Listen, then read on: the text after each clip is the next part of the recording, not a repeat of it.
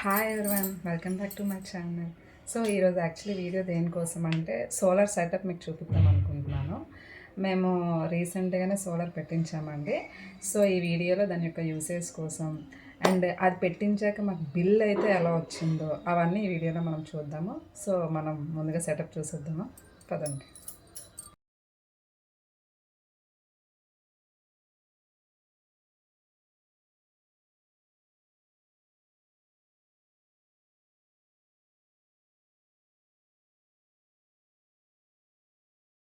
So నేను మీకు ఇప్పుడు అక్కడ ప్యానెల్స్ మీటర్ సెటప్ కూడా నేను చూపించాను కదండి. అందరికీ తెలిసిన విషయమే. సోలార్ ప్యానెల్స్ మనం ఎప్పుడు హైట్గానే పెడతాము, ఎందుకంటే ఎండ తగిలే డైరెక్షన్ బాగా ఉన్న ప్లేస్లోనే వాళ్ళు సెట్ చేస్తారు. మనకి ఆ డైరెక్షన్ కూడా స్లాంట్గానే ఉంటుంది. సో నీడ తగిలే ప్లేస్ దగ్గర అంటే పెట్టినా ఇంక మనకి అది యూసేజ్ ఏమి ఉండదు కదండి. అందుకే సో అలా వాళ్ళు సెట్ కూడా చేయరు.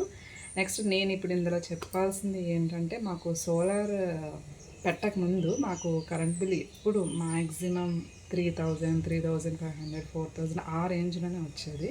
బట్ మేము సోలార్ పెట్టిన తర్వాత మాకైతే కరెంట్ బిల్లు 1000 బిలోనే వచ్చింది. ఈ మంత్ మాకు 1000 బిలోనే వచ్చింది. సో నేను దానికోసం ఈ వీడియో నాకు చేయాలనిపించి నేను చేస్తున్నాను.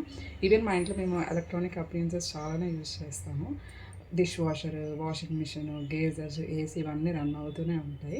సో ఇవన్నీ యూజ్ చేశాక కూడా మాకు ఈ సోలార్ ఉండడం వల్ల కరెంట్ బిల్ అయితే 1000 బిలో రావడం మాకు నిజంగా చాలా షాకింగ్గా అనిపించింది. చాలా బాగా కూడా అనిపించింది. సో ఈ పవర్ కన్జప్షన్ కోసం మీకు చెప్దామని నేను ఈ వీడియో అయితే మీకు చేస్తున్నాను. సో దీనికోసం మీకు ఇంకా డీటెయిల్డ్గా కావాలని, కాస్ట్, సెటప్, వాటి దేని గురించి మీకు ఏ మాత్రం డౌట్స్ ఉన్నా నాకు కమెంట్ సెక్షన్లో కమెంట్ చేయండి. నేను మీకు క్లియర్గా ఎక్స్ప్లెయిన్ అయితే చేస్తాను. సో వీడియోని అయితే ఎండ్ వరకు చూడండి. నచ్చితే లైక్ చేయండి, షేర్ చేయండి, సబ్స్క్రైబ్ కూడా చేసుకోండి. Thank you, bye.